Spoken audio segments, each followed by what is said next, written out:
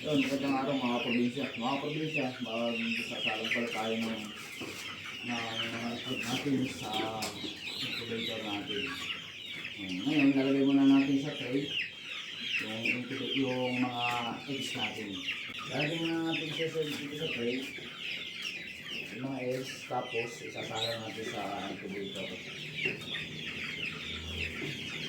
Ito nga pa mga itlog na to, mga 700 plus mga probinsya. Sana makisa ito lahat yung mga extra. Ayan mga probinsya yung mga eggs natin, yung mga sasalang sa incubator. Kaya pala, meron pa nga pala tayo ditong mga sisi, mga kaprobinsya. Meron pa tayo ditong box ng mga Rhode Island. Yan, mga yan, magti 3 months. Magti 3 months yung mga yan, yung mga Rhode Island na yan, mga kaprobinsya. Mga kaprobinsya, tapos na pala natin nilagay sa mga tray, sa mga box, yung ating mga eggs. Naka tayo, 10 box yung mga eggs natin. Nilagyan pala natin mga kaprobinsya ng date. Nilagyan natin ng date kung kailan natin sasalang. Tapos babalikan natin siya ng handling. Nagka-handling kami ng 7 days. Nagka-handling na kami. Tapos mag-hatch tayo. Ilalabas na natin sa incubator natin ng 18 days. Dito natin nilagay. Ito kasi yung natin yung setter. Lilipat natin dito yung mga eggs. Dito na sila mapipisa. Ngayon sasalang natin mga probinsya sa incubator natin. Mga probinsya, isasalang na natin sa incubator natin yung mga eggs na nakabox. Mga probinsya, 700 plus eggs.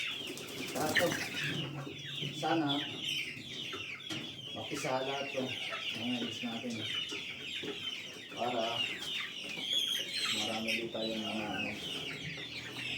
manok. Siyempre, pambenta rin. Isasalang na natin. Mga probinsya, ito nga palang natin, yung incubator na to, yung malaki. Umaano to ng 5,000 eggs. Yung incubator na to. Handa naman to ng 5,000 eggs, yung incubator natin. First time pala namin magsalang mga probinsya ng ganito karami na eggs. Ngayon, 700 eggs. First time lang namin ang salang ngayon.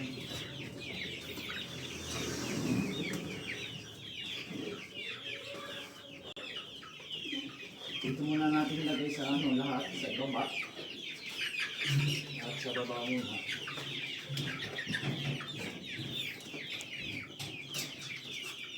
Meron pa tayong idadagdag pala dito mga kaprobinsya.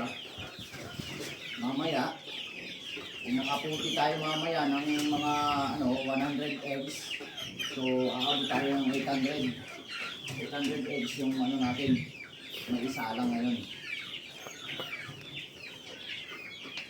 Sana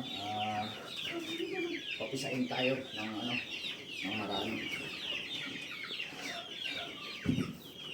So itong 5 dyan sila, tapos yung 5 dito naman.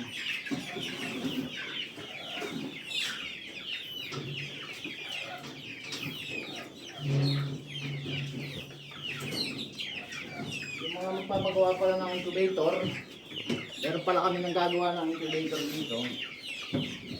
Kaya lang kayo yung bahala mag-usap sa presyo. Kung wala kang incubator, meron kami gumagawa ng incubator. Yan mga probinsya, ongoing na pala yung incubator natin. Umaandar na yung incubator natin. Yung mga itlog, yun, nasa loob na sila. Yan. Ongoing na yung andar ng incubator natin. Babalikan natin to after 7 days para i-candling yung mga eggs natin. Umabot pala ito mga kaprobinsya ng 800 eggs, 800 plus eggs yung mga eggs eggs natin na nakasalang sa incubator. Balikan natin after 7 days. Yun, thank you mga probinsya.